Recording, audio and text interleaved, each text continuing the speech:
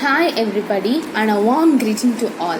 I am Anu Priyanka of grade 10A and today I am going to speak about rising importance of tertiary sector. So first we will see what is tertiary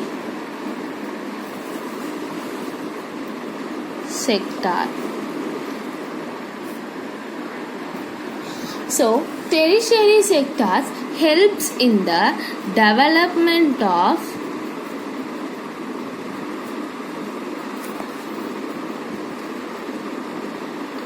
primary and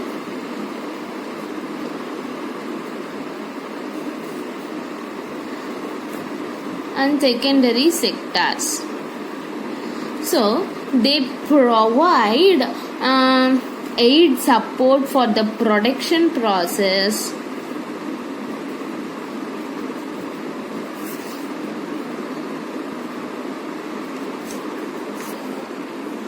transport,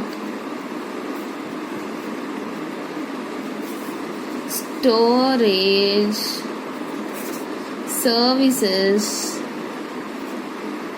etc. So this is also known as tertiary sector, is also known as service sector. So now we will see why the tertiary sector is becoming more important in India. So that is, the first one is not only in India, in any country, services like transport,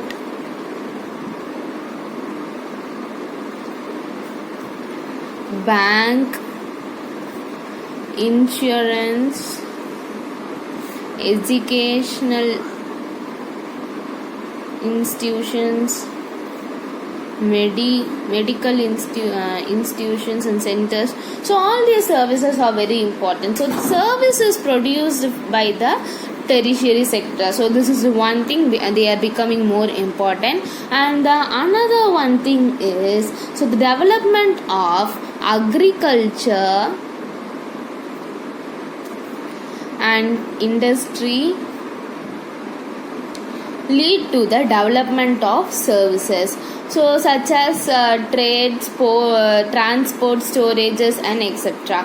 So the third point is the income level rises after the certain sections of people started demanding many services like eating out, tourism,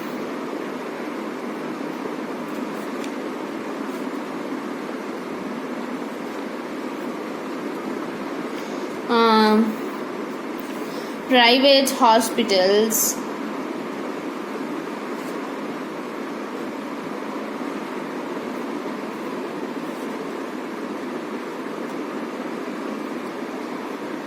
etc. So then the fourth one is the greater development of the primary sector and secondary sectors, more would be the demand for the services. So if we increase the primary sector or we develop the primary and secondary sector, so the services demands. So these are the some things that is the reason why the rising of importance of tertiary sector. So next we will see about organized sector and unorganized sector. So first we will see about what is organized sector.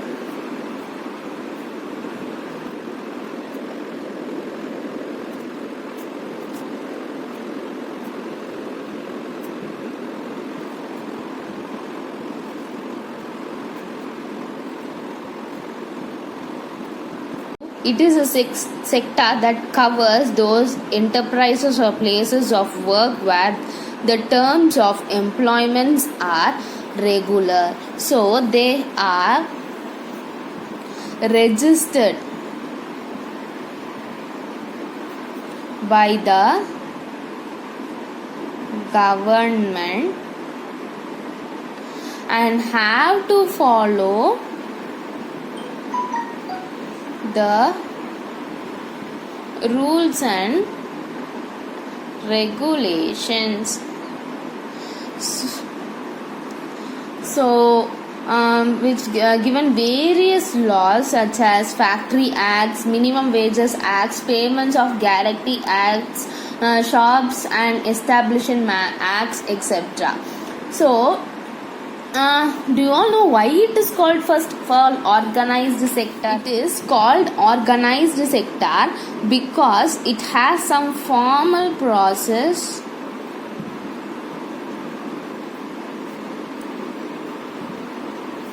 and procedures. So some of these people may not be employed or by anyone, but may work on their own, but they too have to register themselves in the government and follow the rules and regulations. So the work in the organized sectors enjoy security, first of all. So they enjoy security of the employment, that is, they doesn't want to be afraid that when our job will go, that thinking they doesn't even want. They have the secured employment. And the next one is work time is fixed, and if they want to work for more times, they will be paid for the extra hours of working.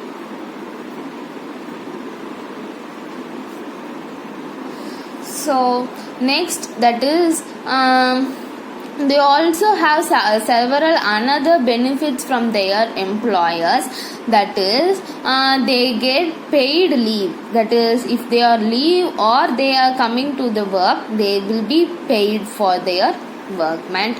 And payment during holidays and funds, guarantees, etc. are available, and they are supposed to get medical benefits.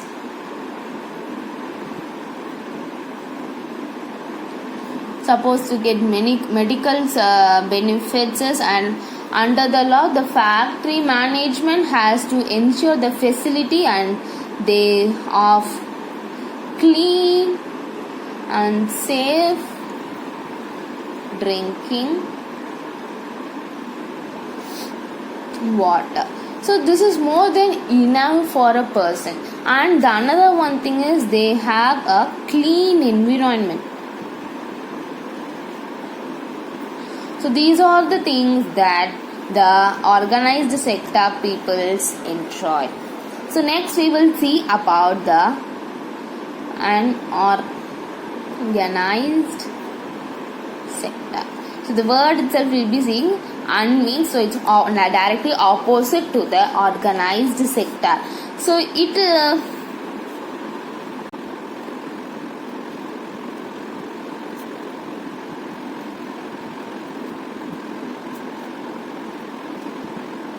it's characterized by the small and scattered units which are largely outside from the control of the government.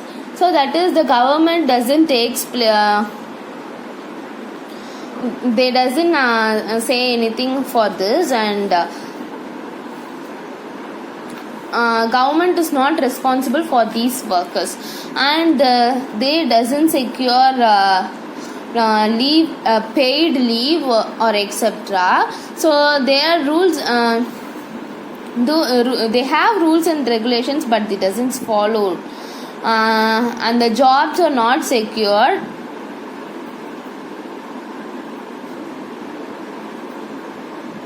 Anytime, without reason, the owner can say the employers to move from their job. So they doesn't have the secured of the job employment. So no provision of overtime.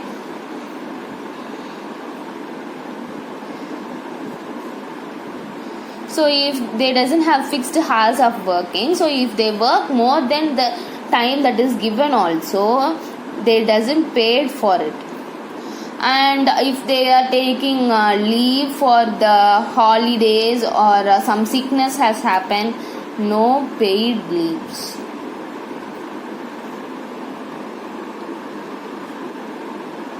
So, and so like they doesn't have a clean environment.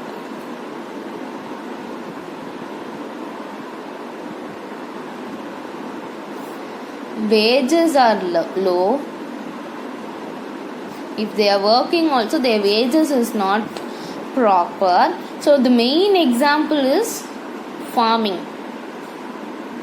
or agriculture. So that is, or any other small scale works. So the farming is like, it will be for it is also the seasonal employment, and it doesn't have for the work for the all time. So they will be said like, you can be going anytime, and the places, and they doesn't have a paid leave. Not only farming and or agriculture, and any other small scale industries or scattered units. So this is all the things. So I hope this will be a good one. So thank you for lending your ears this much time and hearing this. So thank you.